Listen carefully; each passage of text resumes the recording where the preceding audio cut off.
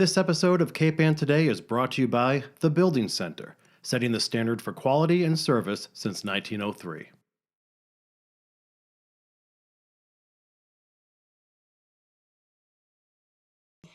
To honor March as Women's History Month, we are speaking to women municipal leaders. Today, we're talking with Kathy Clancy. She is chair of Gloucester School Committee.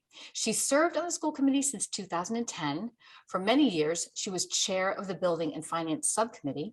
Kathy has served on the West Parish Building Committee and is currently on the Veterans Memorial and East Gloucester Building Committee. She's also helped raise millions of dollars for the Gloucester Ed Foundation. Hi, Kathy, how are you? Hi, good. Thank you for having me. Thanks for being here. So, Kathy, people forget that our leaders have day jobs. Could you tell us about your educational and professional experience? I studied accounting and finance. And so my career has been in finance and corporate finance, involved in a lot of advertising agencies and kind of digital media prior to having my son, who's now 18 years old. But my professional career was, being in a strategic / finance role with a few companies. So, Kathy, what spurred you to run for local political office? Like, why has it always have you always had that within you? No, in fact, being part of a municipal, government role is very different than being in a finance role. There's a lot of different language, different rules, and education is definitely a very unique, a unique aspect of things. Different than business, right? The job is to educate kids in the best way you possibly can. It's totally a people-driven business. There's no profit margin. It's all outcomes to make sure you're creating great kids that graduate well prepared for the future. There's just a lot of pieces to how a school department works and what makes education really, really powerful for kids. So what got you interested in, so why run? Oh, so that question, yes. So when my son was before kindergarten, I got involved in the Gloucester Education Foundation because I loved their mission, which was to make Gloucester Public Schools one of the 5 best in the state of Massachusetts in 5 years. I thought it was very aspirational. I knew that from my upbringing that education really created many opportunities for me. And I figured in Gloucester also every student, there's so many different types of families and kids, and that everybody deserved as many opportunities as they could possibly get. And I also know that in public education or in any education, you always hopefully want to deliver the most cutting edge opportunities for kids and learning strategies and things like, the proper labs with, new things that are being used out in the world, not stuff that's been sitting in the classroom for 20 years. So with the Education Foundation, it was always about how do we create innovative, best things for our kids, because our kids deserve everything we can possibly give to them. And so that's how I got involved in education. Through that, I got Val Gilman and I became friends. And that is how she said, I think you should run for school committee. And the rest is history. I can either thank her or or not for that. But it has been definitely a learning experience and a very positive experience. Well, to that point, we interviewed Val, as you know, and she talked about, and I'm sure this is a similar experience that you had, the difference between, she ran a Fortune 500 company and you were working in this high level career.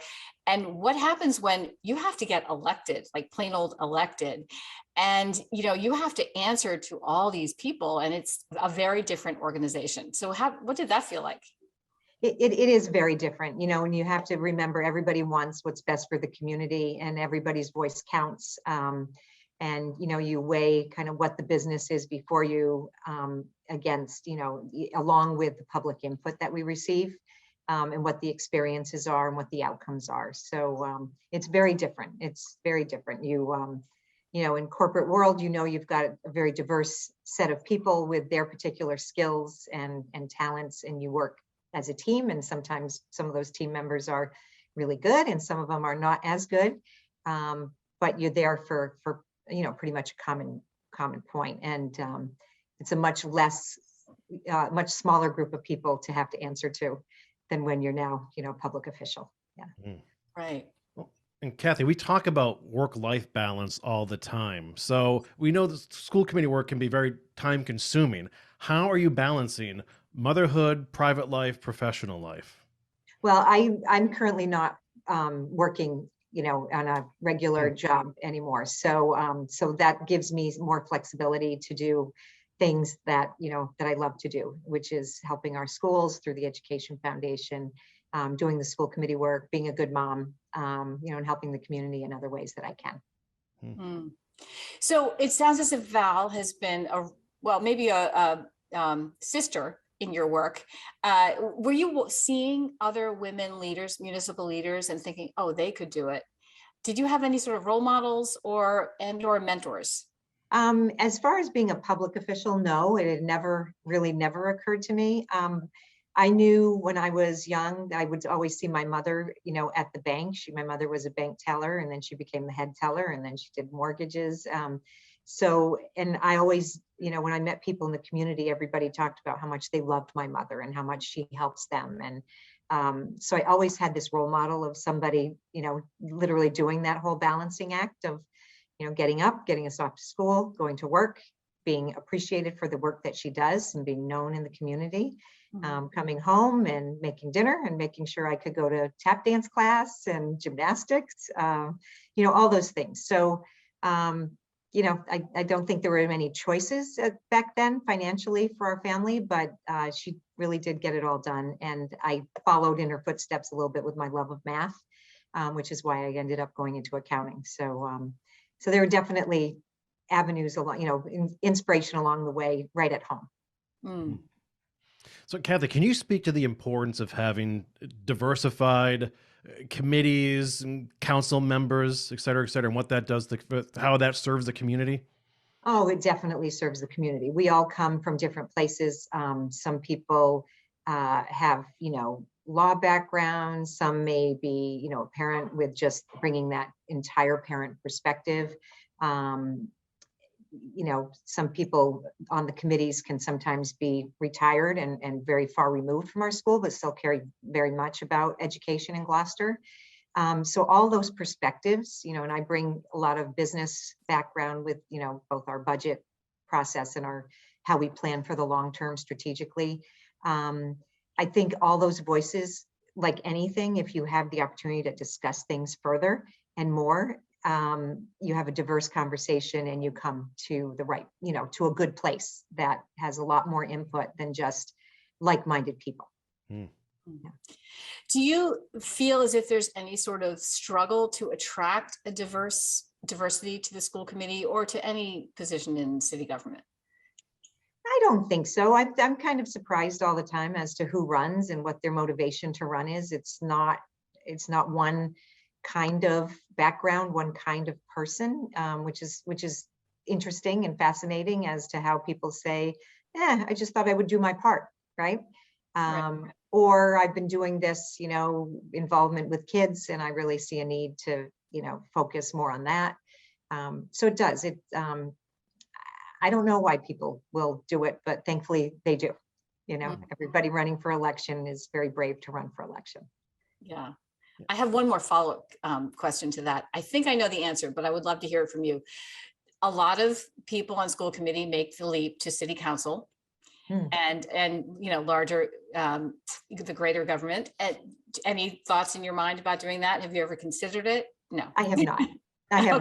No, I have not. I really, I feel very rewarded doing the work of the school committee. I think the whole goal and purpose of education is really where my passion lies. I'm happy to chime in with my opinion as a citizen on council business when there are things that I think, citizens should be involved in, but they do their work and they have a much broader scope around the city. I think the job of the school committee and handling the schools is a very big job as it is. So I find it all very, good work. Kathy, what sort of advice or encouragement would you give to someone who is probably balancing parenthood and a professional life to maybe nudge them into civic duty? I would say, even though it kind of pushes you from your time commitments, I think people, it's definitely rewarding. And I think people have a lot to bring. I look at a lot of the younger moms, who are on PTOs and their involvement like that. And I think they've brought so much to our schools that I think it would be great for some of them to make the leap to be, setting policy and handling the kind of the overarching piece of the schools as opposed to just one specific school. So I do hope people get inspired, not because they see a problem they want to fix, but because they see opportunities they want to be part of. Nicely said. Oh, wait, can we get an update on the Consolidated School? It's coming along great. Yes, of course. So we have the framing is done. The steel framing is done for what is referred to as Building A, which is the academic side of the school.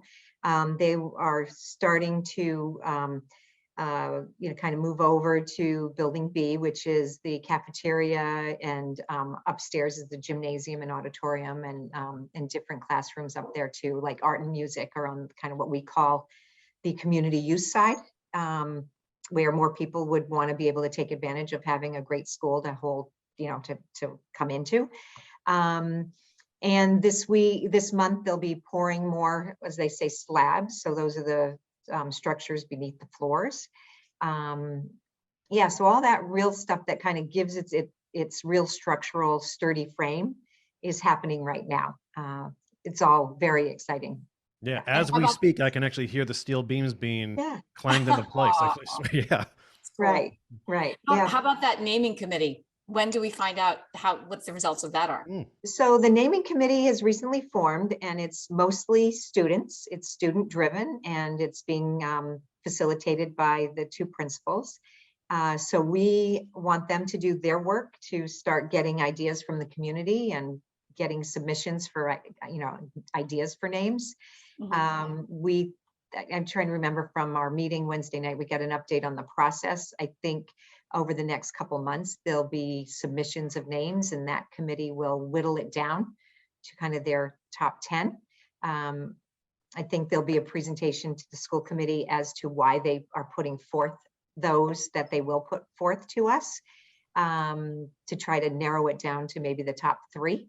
And, why this name came forward. What does it mean to whoever brought it forward, or whatever group brought it forward? So that committee is formed from East Gloucester and veteran students and alumni, which is pretty cool because they can connect with kind of their community, but they're also realize they're bringing together 2 communities, which is really exciting. So I'm excited to hear what ideas people have as to, what name really kind of resonates and takes us into the future with a new school. Yeah, I agree. Yeah. I'm just happy for the neighborhood. It's going to be great over there for those kids. Yep. Absolutely. Well, thank you so much for joining us, and for all the work you do. My pleasure. Thank you so much for having me. Thanks for your time, Kathy. Interested in a sponsorship? Email sponsor@1623studios.org to learn more.